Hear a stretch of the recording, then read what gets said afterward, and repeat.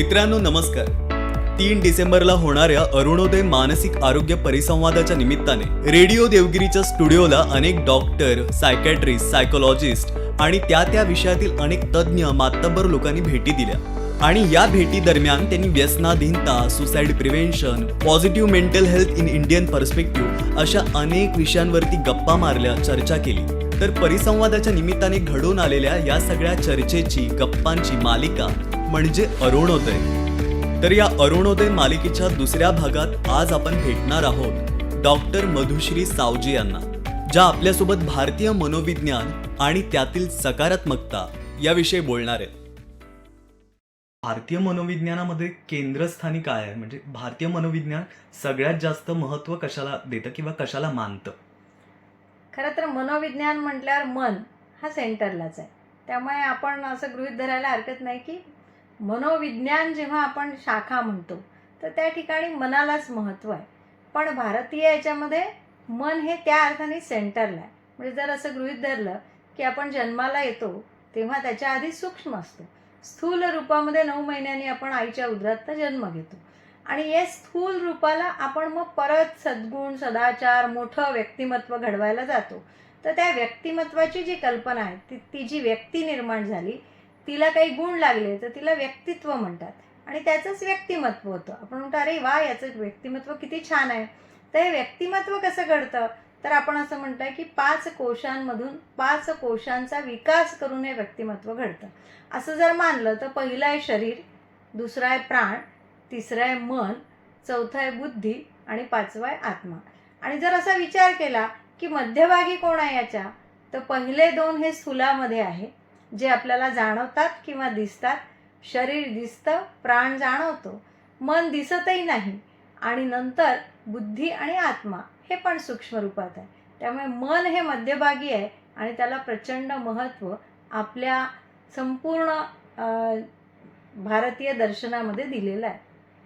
त्याच्यावर अनेक काय म्हणता येईल, अनेक ग्रंथ आहे. उपनिषदांमध्ये त्याचं वर्णन केलेलं आहे. चिंतामणी नावाच्या ग्रंथामध्ये केलं आहे. समर्थांनी मनाचे श्लोक लिहिलेले आहे. अशा अनेक गोष्टी सांगता येतील की ज्याच्यामध्ये मनाचं सामर्थ्य हे सगळ्यात मोठं सामर्थ्य मानलेलं आहे. खरं तर मनोविज्ञान हे त्या देशातले किंवा त्या भागातले जे फिलॉसॉफर्स असतात आणि त्यांनी जे जीवनाविषयी, आयुष्याविषयी जे म्हणणं मांडलेलं असतं ते आपण फॉलो करत असतो. जसं आपल्याकडे भारतामध्ये रामायण, महाभारत आहे आणि अजून बरेच ग्रंथ आहेत. पण त्या सगळ्याला ना थोडंसं आध्यात्मिक एक अंग आहे. तर भारतीय मनोविज्ञान हे जास्त आध्यात्मिक आहे का? हो, त्या अर्थाने आध्यात्मिक हा शब्दच वापरला आहे तर मी असं म्हणेन की नक्कीच आहे. पण असं लक्षात ठेव की आपल्या भारतातील माणसांचं जीवन, आपल्या भारताचं दर्शन, ज्याला म्हणता येईल तत्व, त्याला दर्शनाला फिलॉसॉफी हा शब्द अयोग्य आहे मी असं म्हणेन. पण दर्शन म्हणजे आपण जे तत्व स्वीकारलं आहे जीवनाकडे जगण्याचं, आपलं प्रत्यक्ष जीवन आणि आपला मनोव्यापार हे सगळं एक आहे. मनोविज्ञान याच्यामध्ये काहीच फरक नाही. त्यामुळे आध्यात्मिकता म्हणून जर आपण असं म्हटलं की आपलं तत्व ही आध्यात्मिकता आहे, तर आपलं मनोविज्ञान हे सुद्धा आध्यात्मिकता आहे. कारण आपण ते जीवन दर्शनामध्ये म्हणजे आपल्या जीवनामध्येच आणलं आहे. त्यामुळे जीवन दर्शन आणि मनोविज्ञान हे अभिन्न आहे आपल्याकडे, त्याच्यात काहीच फरक नाही. बाहेरच्या देशामध्ये मनोविज्ञान आणि जीवन हे भिन्न केलेलं आहे त्यांनी. आणि मला असं विचारायचं होतं की म्हणजे आपल्या भारतामध्ये विविध जाती धर्माचे लोक राहतात आणि तो धर्म म्हणजे जगण्याची ती पद्धत. ओके, सो अशा सगळ्यांचा मिळून हा देश बनला आहे. म्हणजे विविधतेत एकता ही आपलं संस्कृती आहे.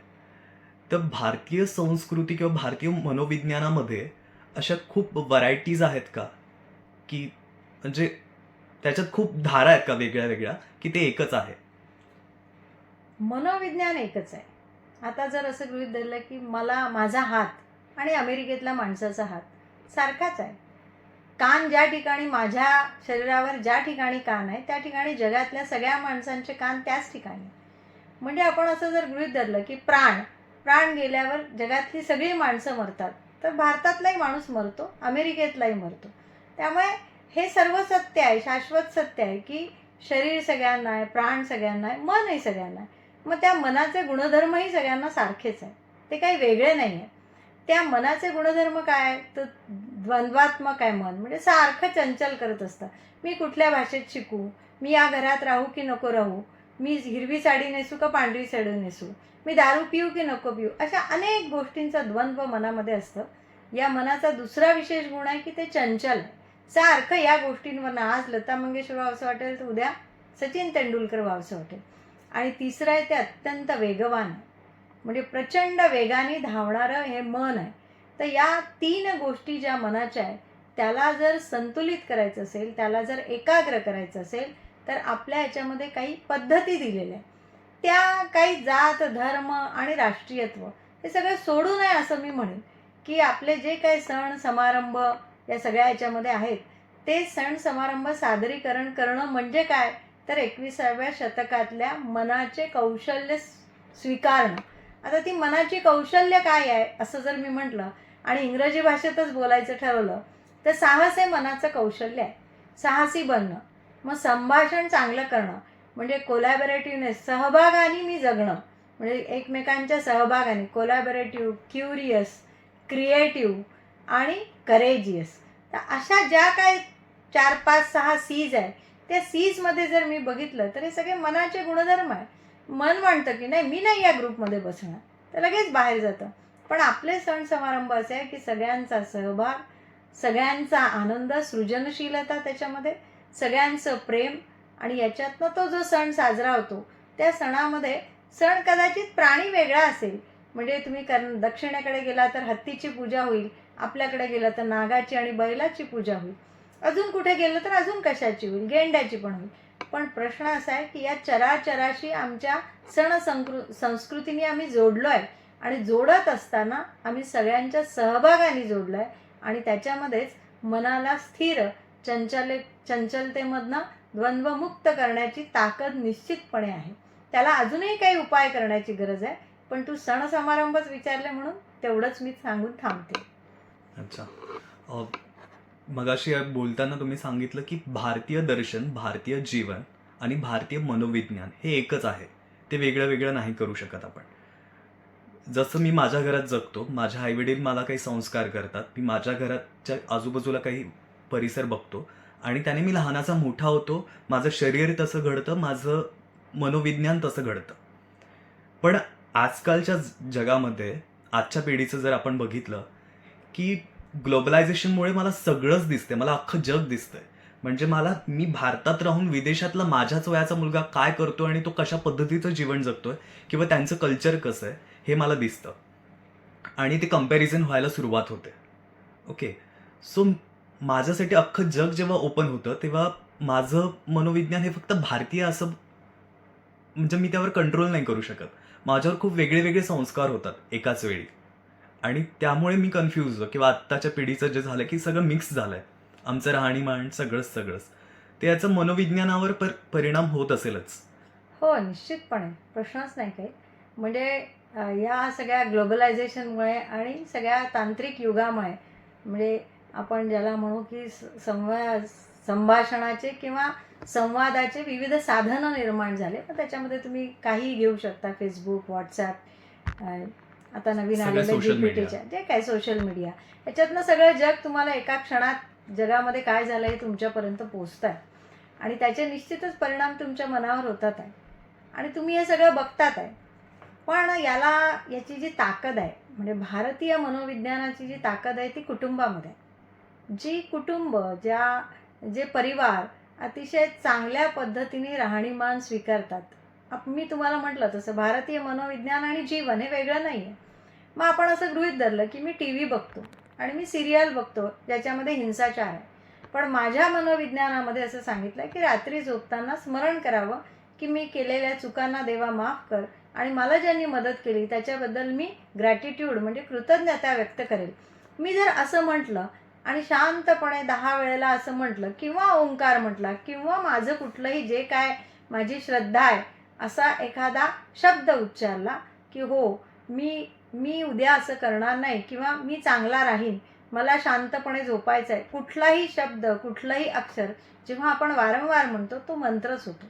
त्यामुळे असं म्हणून झोपतो त्यावेळेस माणूस सकारात्मक ऊर्जा घेऊन दुसऱ्या दिवशी तयार होतो.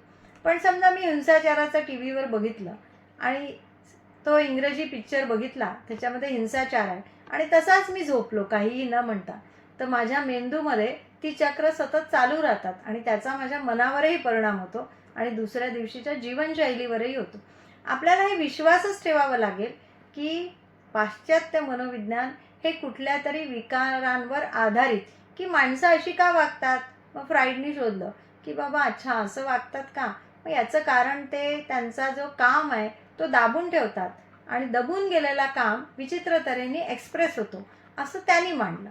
म्हणजे काय की माणसं विचित्र रोगी माणसांवर केलेले उपचार किंवा त्यांनी केलेल्या प्रयोगशाळा, वुंड असेल, अशा अनेक लोक आहेत की ज्यांनी चांगल्या प्रयोगशाळा उपस्थित केल्या आणि त्यांनी उपाय शोधला. पण भारतीय मानसशास्त्र, ज्याला पतंजली योगशास्त्र म्हणता येईल, की जे आपण भारतीय मानसशास्त्र म्हणून मानतो, मनोविज्ञान त्याच्यामधलं मानतो, तर ते कुठून निर्माण झालं, तर ते शांतपणे बसले आणि माणसाचं जीवन कशाने उन्नत होतं, तो आजारी आहे म्हणून नाही, तर माणसाचं जीवन उन्नत होण्याच्या काय काय पद्धती असू शकतात, त्याच्यात त्यांनी मनावर जे प्रयोग केले ते म्हणजे भारतीय मनोविज्ञान आहे. मग ते मनोविज्ञान काय आहे, तर त्याला आपण अष्टांग योग असं म्हणतो. मग ते शरीरापासून मनापर्यंत आहे. असं नाही की डायरेक्ट मनाला वळण द्या. आजची सायकोलॉजी काय म्हणते की तुम्ही डायरेक्ट सगळं मनाला करा, त्याच्यात वाईट काही नाही आहे. पण आपण टप्प्याटप्प्याने जर लहानपणापासून मोठेपणापर्यंत असा सगळा विचार केला तर मात्र आपलं मन संयमित होतं आणि एकाग्र होतं. आणि एकाग्र जे मन होतं ते अधिक शक्तिशाली असतं, कमी वेळामध्ये अधिक अभ्यास करू शकतं, कमी वेळामध्ये सृजनशील बनू शकतं. त्याला आपण बाहेर इंद्रियांनी सगळं बाहेरचं जग बघतो, पण आपल्या इथे असं म्हटलं आहे की ते ज्ञान तुमच्या आतच आहे, कारण आत्मा सगळ्यांकडे आहे. तर हा आत्मा जो आहे तो सगळ्यांकडे समान आहे, त्याची एकाग्रता मात्र भिन्नता आहे सगळ्यांकडे.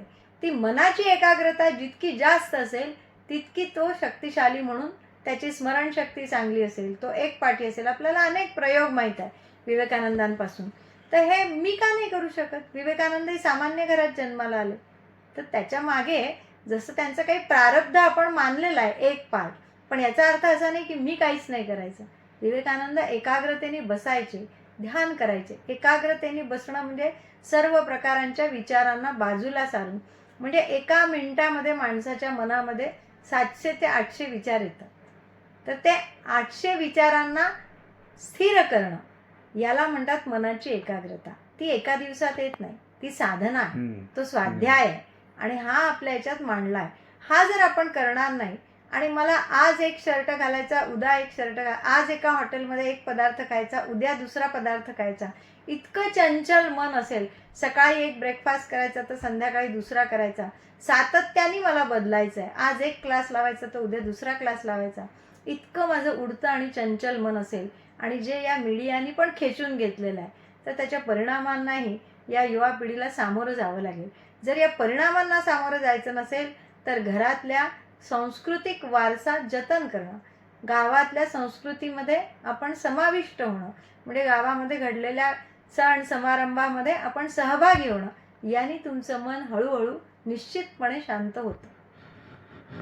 अगदी बरोबर. म्हणजे मला असं वाटतं की कुठलंही जगातलं काम करायला त्याच्याकडे ती मनाची एकाग्रता असणं खूप गरजेचं आहे आणि ते जर त्यांनी सेल्फ कंट्रोल मिळवला, त्यांनी त्याच्या मनावर कंट्रोल मिळवलं तर मग त्याला सगळंच शक्य आहे. म्हणजे आपल्याकडे खूप चांगलं उदाहरण आहे की संत ज्ञानेश्वर, की 14व्या वर्षी त्यांनी ज्ञानेश्वरी लिहिली. त्यांनी त्यांच्या कॉन्सन्ट्रेशननी आणि सेल्फ कंट्रोलनी एका रेड्याच्या तोंडून मुख वदवले. तर म्हणजे आणि हे सगळं मनाशी केंद्रित असल्यामुळे फक्त असंच नाही की भारतीय माणूसच भारतीय मनोविज्ञान रिलेट करू शकतो, तर ते जगातल्या सगळ्या माणसांना रिलेट होऊ शकतं. निश्चित अगदी. पण कधी कधी असं होतं की जगत असताना आत्ता की काही अशा घटना घडतात आणि आपलं मन अस्थिर होतं आणि ते पटकन काबूत येत नाही. किंवा मला म्हणजे काही लोकांना व्यसन असतं, किंवा काही लोकांना व्यसन फक्त मी दारू किंवा नशेचं म्हणत नाही, बऱ्याच वेगवेगळ्या गोष्टींचं व्यसन असतं. माणसाचं असू शकतं किंवा विशिष्ट गोष्टीचं असू शकतं, खाण्यापिण्याचं असू शकतं. म्हणजे कळत असतं की हे चुकीचं आहे, पण तरी पण, आणि कळत असतं की हे मला नाही करायचंय, पण ते कंट्रोल नाही होत. सो याच्यासाठी काही उपाय आपल्या मनोविज्ञानामध्येच काही सांगितलेत का? जसं ध्यान आहे, विपश्यना आहे, किंवा योग साधना आहे. तर बरोबर आहे. नाही, उपाय हे म्हणजे मन इतकं चंचल आणि वेगवान आहे की तुम्ही आज ठरवलं आणि उद्या तुमचं मन नीट होईल असं तर काही शक्य नाही आहे. आपल्या ज्या काय गोष्टी आहेत त्या दीर्घकालीन करण्याच्या आहेत, त्याचा स्वाध्याय करण्याची वेळ आहे, पण त्याला कुठल्याही बाह्य उपकरणाची गरज नाही. तुम्ही तुमच्या मनावर तुमच्या स्वतःलाच मनाने नीट करू शकता. तुमचंच मन तुम्ही नीट करू शकता एका ठिकाणी बसून संयमाने. ठीक आहे, मला आज असं वाटतं की मला गोड खायचं आहे, तर मनाला संयमित करण्याच्या इतक्या जीवन दर्शन, म्हणजे आपलं जीवन आणि मनोविज्ञान एक आहे. याचं एक छोटं उदाहरण मी देते की आपण जेवायला वाढतो, ताट वाढल्यानंतर आपल्या इथे असं म्हटलं आहे की बाबा श्लोक म्हणा आणि मग जेवा. श्लोक म्हटल्याशिवाय जेवू नका, कुठलाही श्लोक म्हणा. आज त्याला 6 टर्टल टेक्निक असं नाव आहे. का आहे हे नाव? तर माझ्या ताटामध्ये असलेली जर नावडीची गोष्ट असेल तर मला तिडीक येते, राग येतो, आणि मी बरेच वेळा ताट पण फेकून देतो की माझ्या नावडीची गोष्ट का केलीस असं म्हणून. तर हा आजच्या जगामध्ये प्रयोगानिशी सिद्ध झालेला, असं म्हणतात की या छोट्या मेंदूमध्ये भावना निर्माण होतात, उत्तेजित मेंदू असतो, आणि मग तो मोठ्या वैचारिक मेंदूकडे सिग्नल पाठवतो. त्याला 6 सेकंद लागतात. ते 6 सेकंद जर मी श्लोक म्हटला, त्या श्लोकाकडे माझं लक्ष असेल तर माझ्या वैचारिक मेंदूकडे मग मी म्हणतो की नाही ठीक आहे, आज दिलाय, खाऊन घेऊ, आता सांगूया जेवण झाल्यावर की उद्या मात्र मला चालणार नाही. आता हा जो संयम आहे हा मनाचा संयम आहे, आणि हा जीवनामध्ये आणण्यासाठी कृती आखलेली आहे, आणि ती पूर्णपणे अनौपचारिक आहे. मला माहीत नाही आहे की माझं मन यांनी कंट्रोल होणार आहे. आजच्या जगामध्ये त्यांनी सिद्ध केलं समजा, पण माझ्या जीवनामध्ये मी मनोविज्ञान आणि जीवन आणि दर्शन एक आहे याच्याकरता म्हणते की माझ्या टप्प्याटप्प्यावर मी माझ्या जीवनामधला जो सदाचार आहे, ज्या कृती मला करायच्या आहे, सकाळपासून संध्याकाळपर्यंत मला जसं राहायचं आहे, त्या राहण्यासाठीच्या ज्या कृती दिलेल्या आहे माझ्या भारतीय दर्शनामध्ये, त्या मनाला संयमित करण्याच्याच कृती आहे. त्या मी पाळणार नसेल तर त्याचे परिणाम होणार आहे, आणि पाळणार असेल किंवा ब्रह्मचर्य व्रत, तर मला 8 वर्ष ते 22 ते 24 वर्षापर्यंत ब्रह्मचर्य व्रत पाळायचं आहे. पण आज जर मी बघणार असेल की माझ्या कुटुंबामधले 25 वर्षाचे, माझे 25-40 वर्षाचे आई बाबा पिक्चरच्या याच्यावर डान्स करणार आहे, जे माझ्या डोळ्यासमोर त्यांनी त्यांच्या आईवडिलांना तसं बघितलं नाही, आणि मी जर बघणार आहे तर त्याचे परिणाम माझ्या मनावर होणार आहे. तर हा कुटुंबाकडनं सुद्धा मिळालेला सांस्कृतिक वारसा असेल की मला माझ्या या 8 ते 22 वर्षाच्या मुलांसमोर कसं राहायचं आहे. पूर्वी ते गुरुकुलात जायचे, पण आज तर घरी राहून शिक्षण घेतात ना, घरच गुरुकुल आहे त्यांचं. तर घरामधलं आईवडिलांचं, कुटुंबाचं वागणं मी ज्या अर्थाने म्हणते की मनाला संयमित करण्यासाठी उपयुक्त आहे, तर ते, आणि त्या कुटुंबाने माझ्यावर प्रेम करणं. म्हणजे तुम्ही म्हणला की मन कधी कधी निराश होतं, चंचल होतं, किंवा वाईट वाटतं, असं काय करावं, कन्फ्यूज होतं असं तुम्ही म्हणला. तर हे खरं आहे की या वयामध्ये कन्फ्यूज होण्याचं तर वयच आहे, ते कोणाचंही होईल. जर त्यांनी संयमित जीवन सुरुवातीपासून जगलं नाही तर एका विशिष्ट वयाला ते अधिक असंयमित होण्याची शक्यता निर्माण होते. पण मग ते आपण कशाने कंट्रोल करू शकतो, तर अवतीभोवतीचे जे माझे सहकारी असतात, अवतीभोवतीचे जे माझे कुटुंबीय नातेवाईक असतात, त्यांचं काय म्हणता येईल, निष्पाप प्रेम, म्हणजे कुठल्याही प्रकारची अपेक्षा नसलेलं निरागस प्रेम, हे मला जर मिळालं तर मात्र मी त्या ह्याच्यातनं बाहेर येतो. पण असं निरागस प्रेम मिळणं, निरपेक्ष प्रेम मिळणं हे खूप कठीण आहे. म्हणजे जी व्यक्ती प्रेम करते, समजा एक दारुडा माणूस आहे, तर ती व्यक्तीसुद्धा प्रेम करताना काय म्हणते की मी तुमच्याशी 10 वेळा चांगली वागली, पण आता तुम्ही दारू पिऊन आले तर काही खरं नाही. तर ते निरपेक्ष प्रेम म्हणजे काय, तर मी आल्यावर तुम्हाला रागवेल पण मी जेवायला देईन, तुमचं शरीर उपाशी राहील हे मी बघणार नाही, पण तुम्हाला काही ना काही शिक्षा होईल हे मी बघेल, असं कठोर पण प्रेममय असं ज्याला होता येतं, त्याच्या ठिकाणी जे व्यसनाधीन लोक, तुम्ही जे म्हणले की वेगवेगळ्या प्रकारचं व्यसन असतं, तर त्यांच्या अवतीभोवतीचे लोक, त्यांनी स्वतः तर संयमित होण्याची गोष्ट आहे, पण ती त्या वयात होत नसेल तर अवतीभोवतीच्या लोकांचं ते काम आहे, परिवाराचं, समाजाचं, गावाचं हे काम आहे. आणि ते काम म्हणजे कठोर आणि प्रेममय असणं हेच आहे. आणि म्हणजे माणूस म्हटलं की सकारात्मक गोष्टी पण आल्या, नकारात्मक गोष्टी पण आल्या. आणि नकारात्मक गोष्टी पूर्ण काढून टाकणं म्हणजे देवत्व मिळवणं हे आता तरी एवढं सोपं नाही आहे. तर आता आपण काय करू शकतो, तर स्वतःतल्या नकारात्मक गोष्टी ॲक्सेप्ट करून त्या कशा संयमाने हाताळू शकतो हेच आपल्या हातात आहे. नाही, खरं तर अगदी बरोबर आहे सर्वेश तुझं, की मी जसा आहे तसा स्वीकारला एकदा, की बा मी रागीट आहे, मी रागावतो हे स्वीकारणं म्हणजेच राग कमी करणं टप्प्याटप्प्याने. मी जोपर्यंत त्याला रेझिस्ट करतो तोपर्यंत माझा राग कमी होऊच शकत नाही. मला अवतीभोवतीचे लोक सांगत असतात आणि लहानपणापासून म्हणजे पाश्चिमात्य मनोविज्ञानमध्ये ज्या चांगल्या गोष्टी आहेत त्या पण आपण घेतल्या पाहिजे, जे प्रयोगसिद्ध आहे.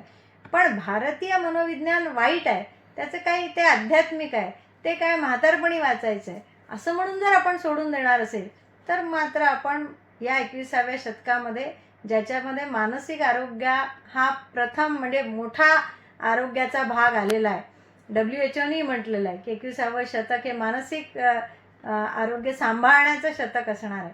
असं असताना जर आपण भारतीय मनोविज्ञानाला नाकारणार असू आणि ते एक पूजापाठाचं किंवा आध्यात्मिक दृष्टीने म्हणणार असू तर मला असं वाटतं की आपण आपल्या स्वतःच्या जीवनाची शोकांतिका करतो आहे. आपल्याच नाही, भारताचीच नाही, तर मी असं म्हणेन जगाची पण ही शोकांतिका असेल. ते जे सूत्र आहे ते सूत्र एकदम निर्भेळ आहे, निष्पक्ष आहे आणि कुठल्याही कशाशी निगडीत नाही आणि ते विशुद्ध सत्य आहे. ते तसं पाळलं तर तुम्हाला त्याचे रिझल्ट 100% मिळणार आहेत असं सिद्ध झालेलं आहे. आणि म्हणूनच आज इतक्या टप्प्यापर्यंत आलं की योग इंटरनॅशनल डे झालेला आहे, पण त्याच्यातले जे बारकावे आहे ते गायब झालेले आहे. ते शरीरापर्यंतच, योग म्हणजे काय तर शरीराची आसनं करणं इथपर्यंतच पोचलेलं आहे. ते शरीर, प्राण आणि मन याच्यासाठी जे जे अष्टांग योगामध्ये सांगितलेली अंग आहेत ती सगळी टप्प्याटप्प्याने पाळणं, त्या त्या वयाला ते ते पोचवणं हे म्हणजे मनोविज्ञान आहे आपलं. आणि ते केलं तर मला असं वाटतं की म्हणजे हा जो आपला कॉन्फरन्सचा पण विषय आहे की सकारात्मक मनोविज्ञान, तर हे सकारात्मकच आहे. याच्यात कुठेच म्हणजे निरोगी शरीर असलं तर ते अधिक चांगलं कसं होईल, म्हणजे मी आज आनंदी राहतो पण मी परमानंद कसा मिळवेल याच्यासाठी आपला मार्ग आहे आपल्या जीवनाचा. आता हे खरं आहे तुम्ही म्हणता तसं की सगळे काही संत होणार नाही आहे, खूपच कमी लोक होणार आहे आणि त्याचा कालावधी माहीत नाही कधी असेल, पण दिशा मात्र तीच आहे आपली, टार्गेट तेच आहे. हां, म्हणजे मी आज पहिलीच गेलो तर मला दुसरीच जायचं आहे हे जर टार्गेट आहे तर आपल्या इथे प्रत्यक्ष मांडलेलं आहे, या जन्मात नाही पण माझं पाऊल तर त्या वाटेवर पडलंच पाहिजे, पुढचं ते मागे जाता कामा नये. आणि त्यासाठी जो मार्ग सांगितला तो मार्ग अनुसरणं म्हणजे सकारात्मक मानसिक आरोग्य आहे. अगदी बरोबर. आणि जसं तुम्ही मगाशी सांगितलं की म्हणजे भारतीय संस्कृतीने वेळोवेळी स्वतःला बदललं आहे.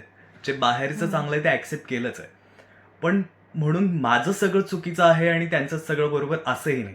मग त्यातल्या त्यात जे आपलं चांगलं आहे ते आधी आपण फॉलो केलं पाहिजे, जे आपलं आहे, जे आपलं मूळ आहे. मॅडम, खूप खूप चांगलं वाटलं तुमच्याशी गप्पा मारून आणि तुम्ही आमच्या स्टुडिओला आलात. खूप खूप धन्यवाद. धन्यवाद सर्वेश.